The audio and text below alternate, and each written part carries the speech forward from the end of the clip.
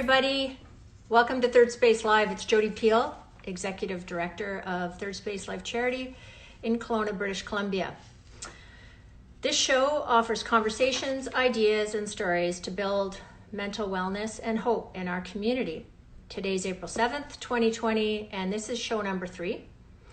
Today we're going to talk about what it's like to be a new mom, particularly a new mom during the COVID crisis, with clinical counselor Barb Egan. Before we begin, make sure that you check us out at thirdspacecanada.org. Our website will allow you to sign up for newsletters to stay in contact with us, including updates on our programs and services during COVID. Next week, our video library will be up with 5 shows, so stay tuned for more information about that. You can also follow us on Instagram and Facebook. Before we begin, I want to share gratitude to all the essential workers out there keeping us healthy and keeping our economy moving and keeping all the things in stores and available that we need to live right now. And based on our topic today with moms and kids, I wanted to take time to especially recognize all the childcare workers out there. For those of you who don't know this, they are essential workers as well. And without them, all the other essential workers with small kids wouldn't be able to do what they're doing. So I think childcare workers are typically don't get enough love, and certainly they don't get enough pay. So I wanted to make sure that we send our love and deep gratitude to them today. So without further ado, I am going to be, let me get my notes here. I'm going to be introducing Barb Egan in a moment. The last thing I want to do before I start is to send out some love to Third Space Coffee, which is a social enterprise that supports this charity. Lonnie and his team are doing an amazing job to keep our cafe foods and drinks open and available to the landmark community here in Kelowna. There's online ordering and safe pickup. And they're also doing amazing things in our community by gifting different types of treats to healthcare workers and other frontline workers. So shout out to Lonnie and his team. So today on Third Space is guest Barb Egan. Barb is a pretty impressive woman. It was really hard building a bio for her that's short and sweet. She's a former elite hockey player and coach. She transitioned into clinical counseling after an injury that ended her sport career. She's a registered clinical counselor at a live counseling group here in Kelowna, and she's passionate about educating, equipping, and empowering others through her counseling services, as well as speaking events and workshops. Barb is a wife, a mom of 3 small kids, a true community leader in all ways, including in sport and counseling, and she's an amazing public speaker. And you will see very shortly that she's also beautiful inside and out. So what I'm going to do now is I am going to add her. There she is. Hi, Barb. I wonder if her new son is going to join us. Micah, I hope so. Hi, Barb. Hello. Good morning. Welcome. Good morning. Good morning. How are you doing? I'm doing good. Yeah, it's more like afternoon here for my house, but fair enough. Young kids, right? Yeah. Did you get any sleep last night? In about 2-hour increments, yeah, with a newborn. So I'm really looking forward to just drinking my hot coffee and having adult conversation. I've been looking forward to this. Well, I remember those days. For those of you who don't know me, I have 17-year-old twins. So the early years for me, there wasn't much sleeping or adult conversation. So I appreciate yes, that. Yes. So why don't we dive right in? Sure. Now, Micah was born on the 18th of last month. Mm-hmm. So you are a very, very new mom. Yes. Plus you have 2 other little ones. Yes. Yeah. Tell us how it's going. It's an adjustment. It's a transition for sure. But it's actually kind of nice. Like I am such a go, go, go person that I think I was joking pretty much to everyone, but I think I needed both a newborn and COVID-19 at the same time to allow myself to rest and just kind of Interesting. be. Yeah. And of course, that's so easy for me to say to my clients and who I work with of we're human beings, we just need to be, we're not human doings. But just as a go, go, go, our lifestyle, I think it's kind of a forced rest, which I think I need force in that too. So it's been really nice in that sense of we can't do anything. We can't really go many places other than outside and walks and be here together. So I'm just trying to decide how I want to get through this time instead of just getting through and surviving, but looking back and saying, wow, we made some really great memories. And often they're just the simplest things of going to find aunts or baby snuggles. And so trying to use that perspective. And again, it's I a, can a appreciate that. constant thing. Yeah. I know when I had my kids in October that year, my husband still had to get up and go to work, and I felt really alone and isolated. Yeah. It would have been nice to have him around, and it would have been nice to have him helping as well. Right. And then I felt a lot of FOMO Yeah. that Yeah. the world was going on without me, and Yeah. I'm at home living Groundhog Day and not sleeping. Yeah. They weren't, it was hard. So It's that's so an hard. advantage. Yeah. In the COVID Yeah. time, you've got your family around. Yeah, Yeah. absolutely. And this is my third, but I actually think I enjoy this time around even more, or I'm allowing myself, I think, without that pressure to go out and do things or be here or there. I mean, I can do things from home, my home office, so that's awesome. And then Yeah. still go out and be with my family and have some rest, but have some fun and try to find that balance, whatever that looks like in this season too. So we did a pre-show meeting and talked a little bit about what we wanted to talk about Mhm. today with everybody else. Let's dive into what it's like to be a third-time mom versus a Mhm. first-time mom, the pros and cons or benefits of that. Yeah, I think when we always talk about the birth of a baby or the birth of a child, but I really like, and I researched a lot of in maternal mental health. I'm a mom, so I work with a lot of moms, but the birth of a mother. And now that I kind of know that, again, I can give myself some permission, imperfectly, to just grow into this role and that I'm not going to be perfect at it. And there's no pressure to be, even though I feel that way sometimes. Yeah. But it's really great because that first time that I became a mom, it was really intense. It was the birth of not only a child, but of a mother, a whole new identity. And it was so hard. I had an emergency C-section, which I didn't know anything about. I didn't plan for that. So in a way, I was almost grieving my experience. Mm-hmm. Plus, it was really painful. Mm-hmm. Not that childbirth is not, but I mean, you go in thinking that, okay, yeah, I know it's not going to be a walk in the park, but then you have that unexpected kind of the end of 48-hour labor, emergency C-section. So that it was that physical recovery, but more so the emotional for me. And it was so hard. I had a really hard transition into motherhood. So that was really difficult. We moved exactly a week after I had my son. Wow. And that was awful. Yeah, I bet. And then my husband worked up north, so he was a week on, a week off. So it was like, okay, bye. you're with this human on your own. And I remember being in the hospital, and they were, getting us ready to leave, and I was like, I don't want to go. I don't know what I'm doing. And then my daughter, our second, she was really kind of a redemptive story just for me. The birth experience was really positive. I was able to have a VBAC instead of a C-section. And so my recovery was just a lot better. Plus, they're about 18 months apart, so they're really close. And my parents moved in from the United States. My mom was going through breast cancer. So she found an oncologist in Washington that we set up chemo treatments every 3 weeks. But they were here, and she was kind of on her tail end of treatment, and she's doing really well. But so just having other people around was really helpful. My husband still worked away, and then this time around, he's been home actually since end of January, and he's home now for good.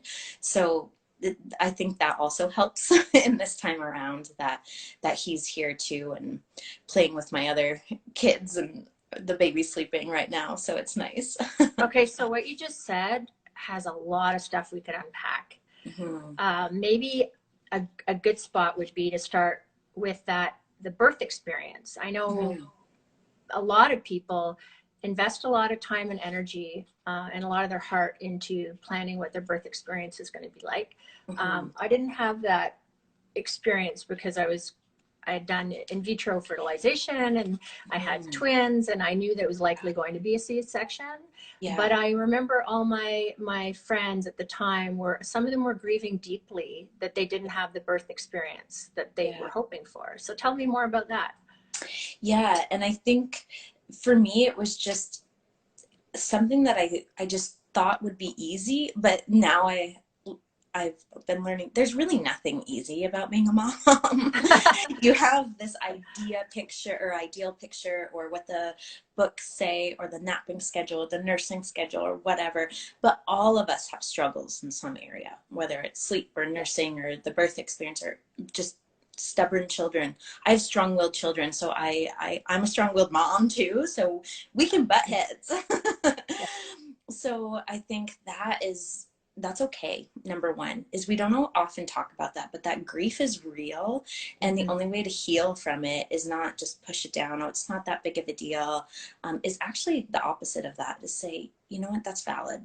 I really thought it was going to look this way, or I thought life or motherhood or whatever was going to look this way, and it doesn't.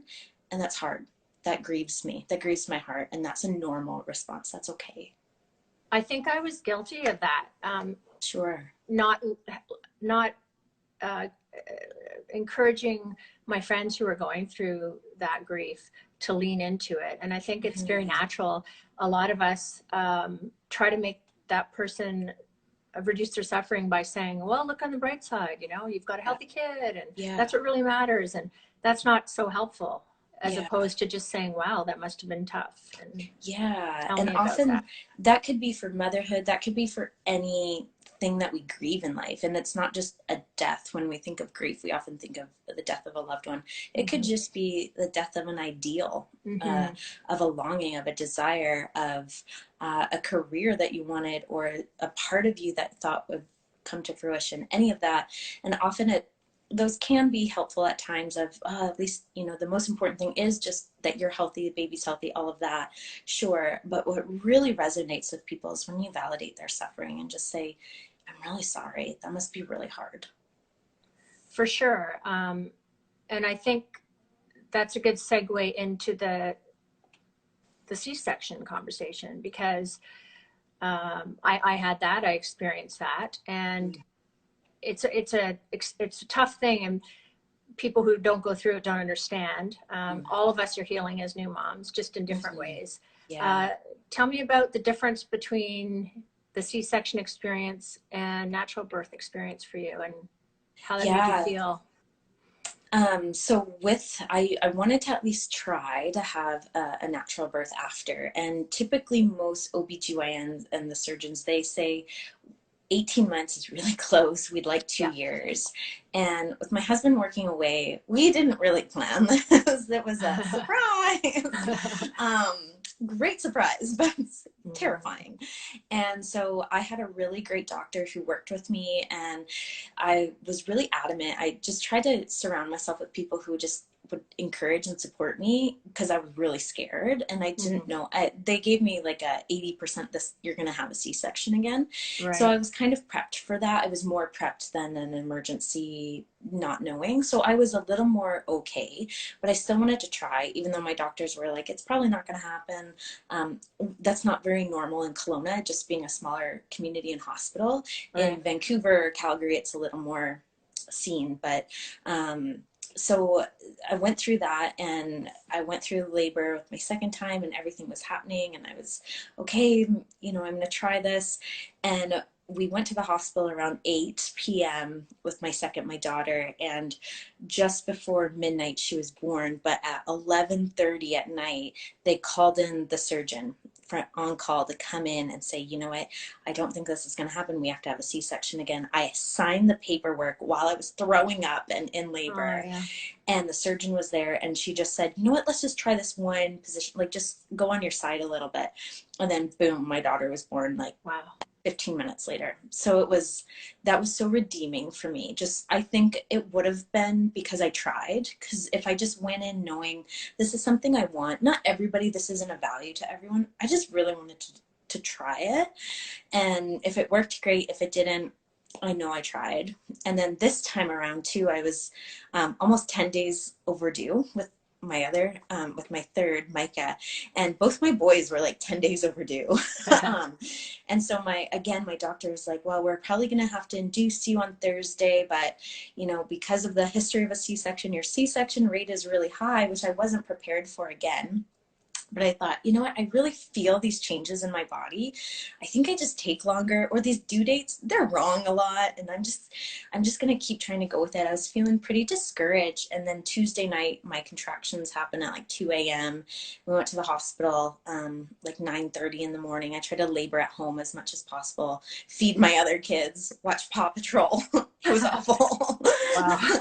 And then my doctor got there and like broke my water, and then it was like 10 minutes. So Wow. it was too quick to have any paid meds. So that was awful, but it was fast. So that was good.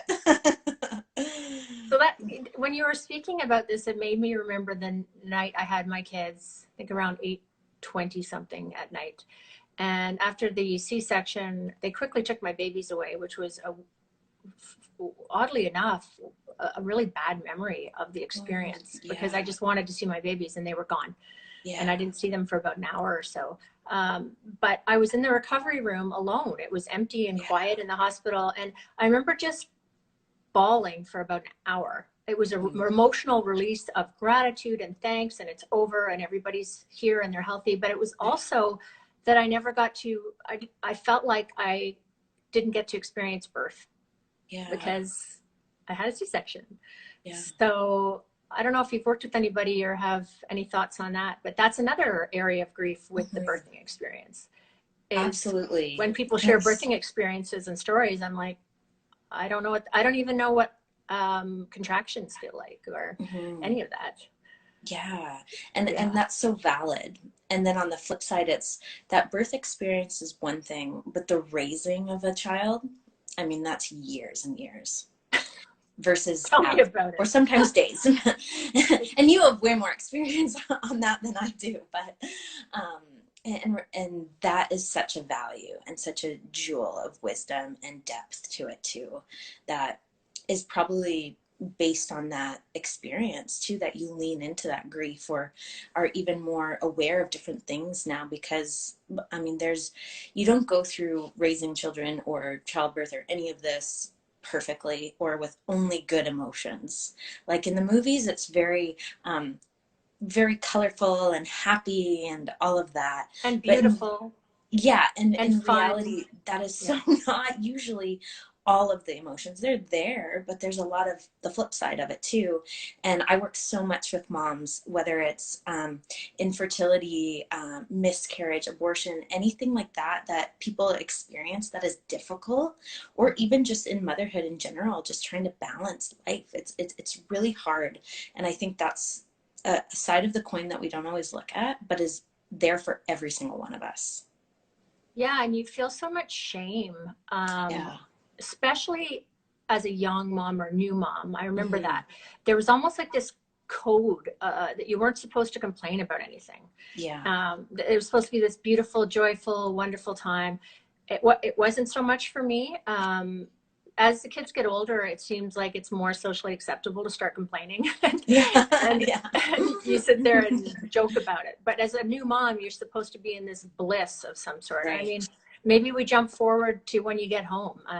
You know, I had trouble nursing one of my kids. Yeah. One of my kids was jaundice. The other was colicky and basically cried for 5 months. One had a medical condition, and they didn't sleep. And it wasn't this, you know, postcard or greeting card picture of a mother nursing her baby in bliss. It was like chaos and scary and awful and exhausting and confusing. And like you said, with your first, you have no idea what you're doing. You're trying your best and you're second guessing yourself. So why don't we talk a little about that? Yeah. And I think it was definitely hard for me, and I think all of us, because we're experts in certain areas of our life, and then we become a mother, and you don't know this new human. You're getting to know them. You're learning to bond and attach, which in psychology we call attachment theory.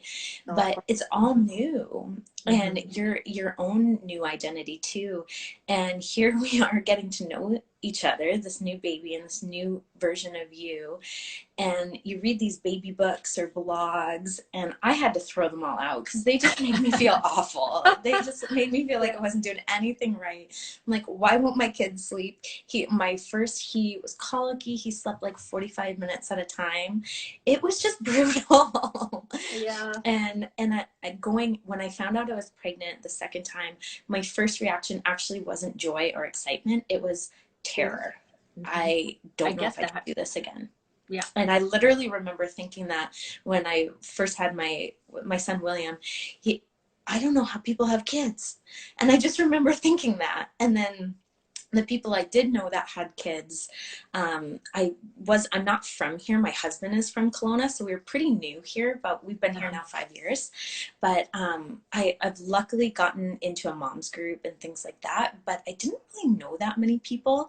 And he's one of 6, and his mom remembers childbirth way different, that it was really easy. And I don't know anyone who had that experience.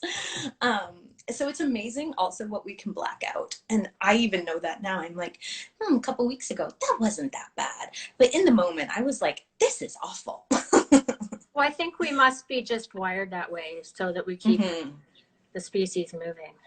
Definitely. Yeah. So that brought up your story and my story, brought up something we had prepared to talk a little bit about, how there's a lot of complicating factors that can be involved, not only with the mom and the baby recovering from surgery, if the baby isn't sleeping or isn't nursing or has a medical issue, that makes new motherhood complicated. And there's other complicating aspects that are pre-existing, whether it's that you've already experienced marriage breakdown, or you're not in a partnership with someone, that you're already living with financial issues or mental health issues, or you're caregiving someone else who's sick, like your story. You're concerned about COVID.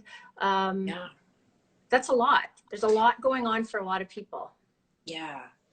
Yeah, and I think when you get into hard times, sometimes it's like putting a magnifying glass on everything else in your life, because none of us just have one thing that's going on in our life. Number one, we all as humans have stuff in our life. We all have stuff. Number two, we usually have more than one stuff. And so if it's pre-existing anxiety or feeling overwhelmed, well, this transition into a brand new identity with hormones going everywhere, of course you're going to feel overwhelmed. Of course you're going to feel sad at times. You're grieving too, part of that. And we don't really talk about that, but part of grief, sometimes it's sadness, and often it's overwhelm. And then you add, I wanted to talk about that because I forgot to bring it up when you touched on it earlier. The grief of your life, a certain part of your life and a certain part of you is gone forever. Right.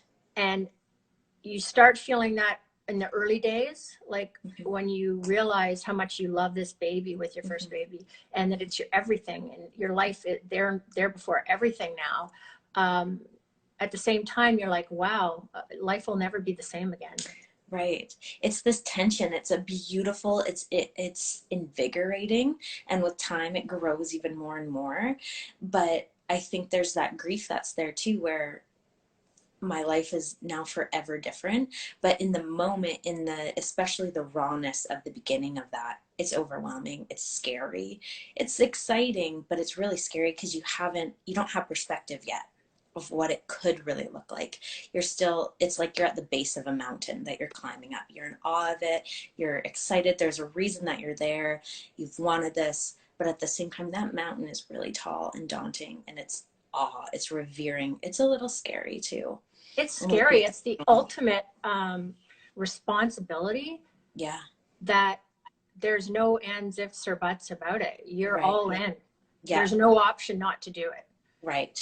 Yeah. And yeah, it's sobering. I tell people that I think that that's when I became an adult. Mm-hmm. I've always been pretty immature, but when I had my kids, and I was like, wow, I feel like an adult now.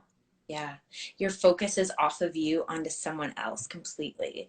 And I often get asked to come and speak about, my experience or my life, often with sports before kids. And honestly, I feel like sometimes I talk about a whole different person. Yes, because where I'm at now and what I'm talking about even today, this is who I am now. This is what I live in every day.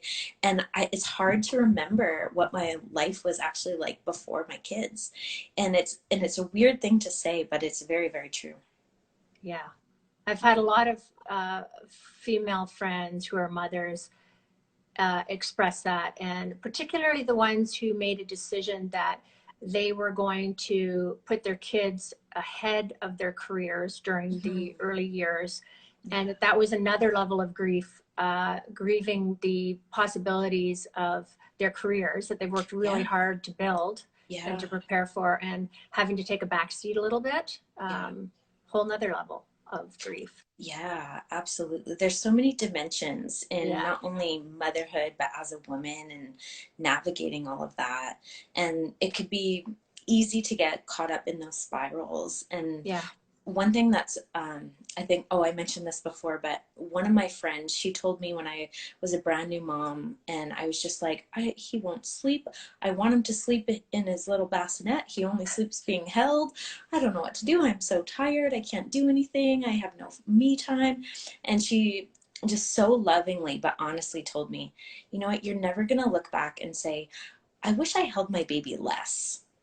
And I was like, oh, and that little thing has stuck with me with all three of my kids, of even now, of just holding Micah, because I'm like, wow, it just grows so fast, or it goes so fast, and he is going to grow so fast.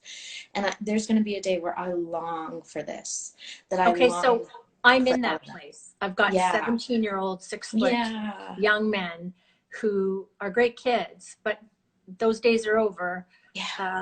They'll check in their own way every day, but even thinking about it, I could get weepy because it's all over so quick. People tell you that. I'm the middle-aged lady telling people that don't get it, even though I'm saying it again to them. You won't get it till you live it. But I wish I could go back in time and just savor some of those imperfect, chaotic, crazy moments and just snuggle them. The saving grace for me is that I did check in with the Multiples Club when I was expecting.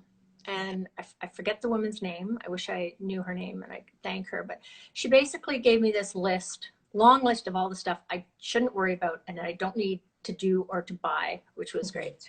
And she gave me a very short list of what I do need. And she basically gave me this gem of wisdom, like your gem. She said, Jody, do whatever you have to do to survive it. There's no rules. There's nobody's going to give you a grade or a review on it, right? Let people help you, let everything else go, just get through it. And that's really good advice for anybody. You don't have to be a multiples mom. Focus on the baby, try to find some joy in all the chaos because it's over in the blink of an eye. And it breaks my heart at this stage to think about people that can't find joy in it. Because I think that was me in a lot of it. Yeah, and that was definitely me my first time around, and it was about 6 months that we hit a good rhythm. I think it was enough of that bonding, that attachment time to sleeping helped. He got to be a little bit better sleeper by then, and wow, everything is worse on little sleep. But it was just it was a little switch that happened. And again, it's not necessarily circumstances, like even now with COVID or whatever you're going through, your circumstance, your anxiety, financial troubles, anything, motherhood, in that whatever age your kids are, it's our perspective of it. And if we can find those simple joys, even if they're the smallest thing of baby size, or how your teenage sons in their own way come in and check in on you, and it's their way of showing you that they care without showing you that they care. It's magical if we let it. It is there if we look for it. And whatever we look for, we're going to find. If we look for ways to be overwhelmed and stressed out, or pressure on ourselves to be this perfect woman or mother, career, or in the midst of COVID-19, things to be worried about, we will find them. But if you look for things to be joyful and hopeful and find that magic in, we will find them too. So what if you can't? This is the segue into postpartum. Mm-hmm. What if you can't? And what's the difference between being trying to be uber mom, or being stressed about pre-existing stresses in your life, or the COVID situation? When does it become something more than that? I think our working definition of postpartum depression or anxiety is basically those baby blues are a little more intense, that sadness, that overwhelm, just bursting out crying or things like that, longer than 2 weeks. I think that's really unfair to put a timeline on it. I mean, that's our diagnostic working definition of postpartum depression. But really, it's why not reach out to family and friends, or a counselor, someone who's trained in that, to help you enjoy the season, because you're never going to be here exactly again. Why not try to enjoy it to the best that you can, or get some support in it? Because no one does it perfectly. Nobody. And if you could, just like you go to the gym or work with a personal trainer to get stronger, why not work with someone like a mental health professional to prevent things maybe from when life does hit, because it hits all of us, or to get stronger, just feel better about yourself. I mean, in that sense of strength, of strongness, be the best mother you can be. A lot of moms, they just come to see me not necessarily because they have anything on the outside going wrong, but like I said, we all have stuff. It's just that it's that me time. It's that filling up your cup, because empty cups can't pour. And sometimes the best way to be the best mom, or best wife, or best friend, or any of that, is to pour into yourself, so that, not that you can hoard it and just keep your cup full, but so you can pour out to those people around you. It's like the oxygen mask metaphor. Yes. That I could probably hear it 10 times a day and still need reminding about. You have to take care of yourself to be a good mom to other people, or do what you need to do in the world. I wish that I had checked in with someone, because I had, like I said, an October babies, and it was getting dark quickly, and I think I didn't even figure out that I had postpartum until years later. Because you don't know, especially as a first-time mom, with all these changes we've already talked about, huge changes in your life, and hormones and lack of sleep. Is this something different than everybody else, or is it not? And I wish I had checked in with somebody. I guess now with the COVID crisis, a lot of counselors like yourself are online, which makes it even more accessible for new moms. That would have been great. Can you give any more detail, or is your advice just, if you have that question mark, maybe that's all you need to check in with somebody? That's the test, as opposed to something more complicated. Yeah, I mean, it's hard because it's everyone's unique experience in that transition. I think the first and foremost is just be honest with yourself. Allow yourself to feel whatever you're feeling. Don't try to feel like you have to feel this certain way or act this certain way. Wherever you're feeling is valid. There's not a good or a bad feeling necessarily. There's a reason you're feeling something, and our feelings are kind of like a car dashboard. They're just trying to tell us something's up. So anxiety by far is the number one thing that I see in counseling that people come with. And often it's so overwhelming and scary. But another way to look at it is anxiety is just trying to tell us something. It's trying to tell us something's out of alignment, kind of like that check oil engine light on your car dash. That is just trying to say something needs to change. Maybe that's, okay, I need some more social support. some community groups or some safe friends and family to reach out to. Maybe it is a counselor, an objective trained professional. Maybe it's exercise that you want to include in your life that might feel a little better, or changing in sleep or routine or something like that, something more for you, something to fill your cup, even if it's reading a book. So that is a way that anxiety can be a powerful tool to kind of tell us something's out of alignment, and I'm empowered to make that choice of what to change, what to take off my plate or add on to it. So I get that anxiety, any feeling is a message from your body. I keep thinking back to when I was a new mom, I didn't know how to listen to my body because I lived in my head, still figuring that out. Maybe you could give an example of how you process that feeling and what you do with that feeling. Like, walk us through that. If a new mom's feeling anxious, what are some of the things you would say to a client about exploring that feeling and what it might mean or what it's telling you? Allow yourself to feel that. Just get curious about it, not judgmental of, oh, I shouldn't feel this way, what's wrong with me. Any of that should talk. Anytime that we say should, normally we don't feel better. I should eat better. I should work out more. I shouldn't do that. I should go to bed early. All of those, they're good things, but we can maybe change that should word a bit. So pay attention to what triggers it. So situations, maybe I feel like I don't know what I'm doing and I don't like that. That's definitely me. I like being an expert at things. I don't like not knowing. Motherhood, you don't know.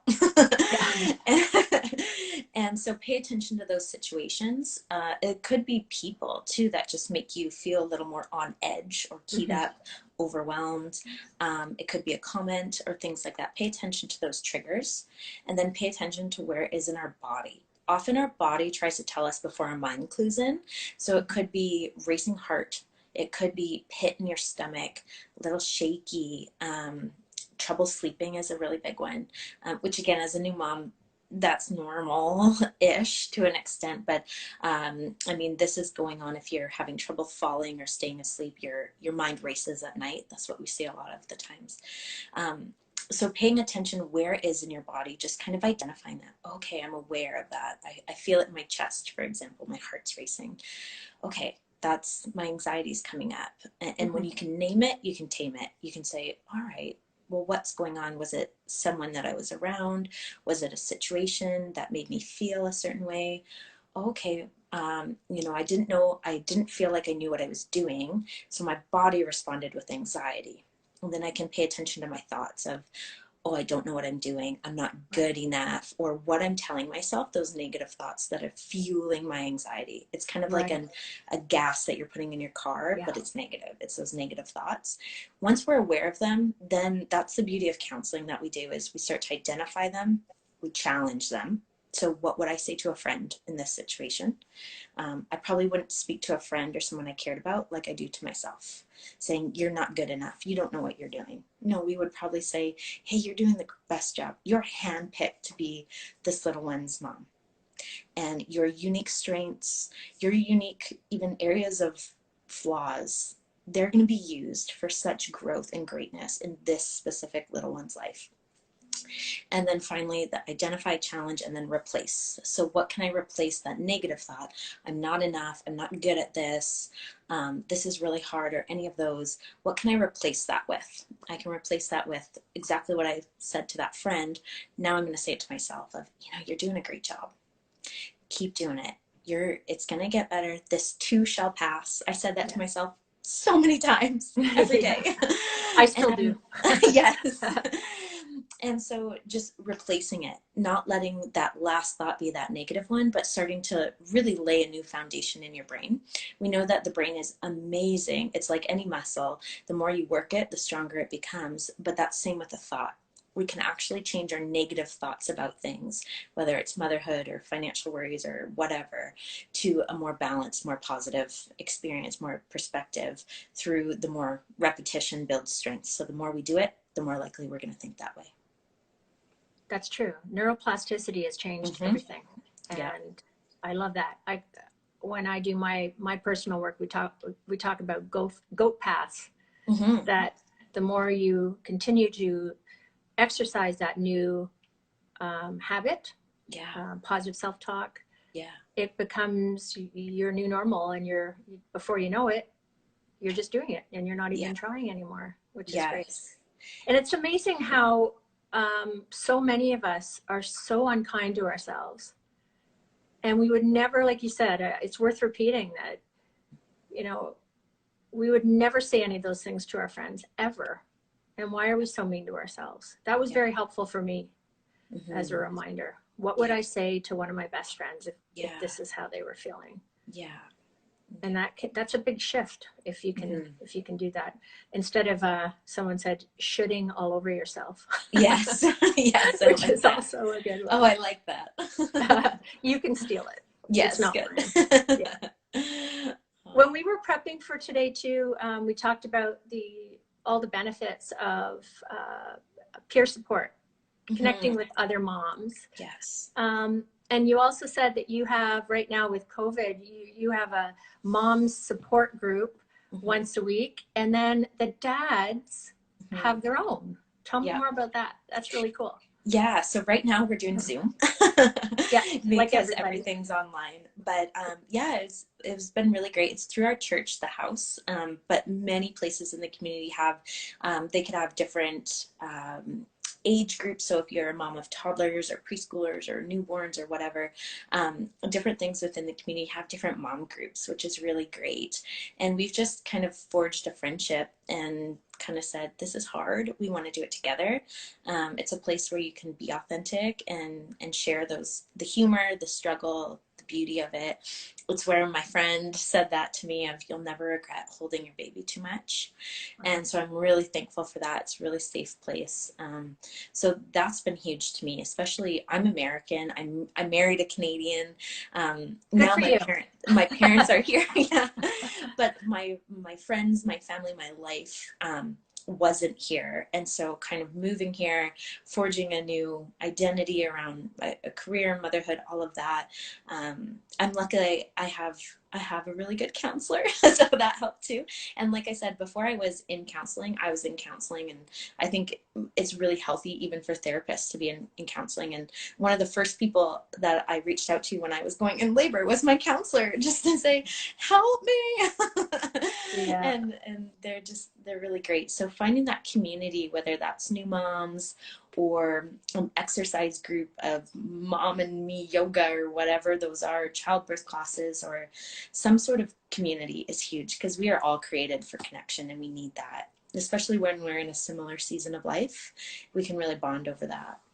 Yeah, I found that I was lucky enough to move from the other side of Canada here before I had my kids. So I had a few friends, which I was able to connect with when we had small children.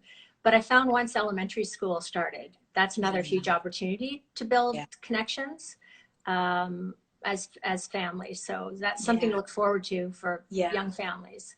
It makes it a lot easier, and there's constant activities and events and tons of stuff. So, but back to new moms during COVID, how do we connect?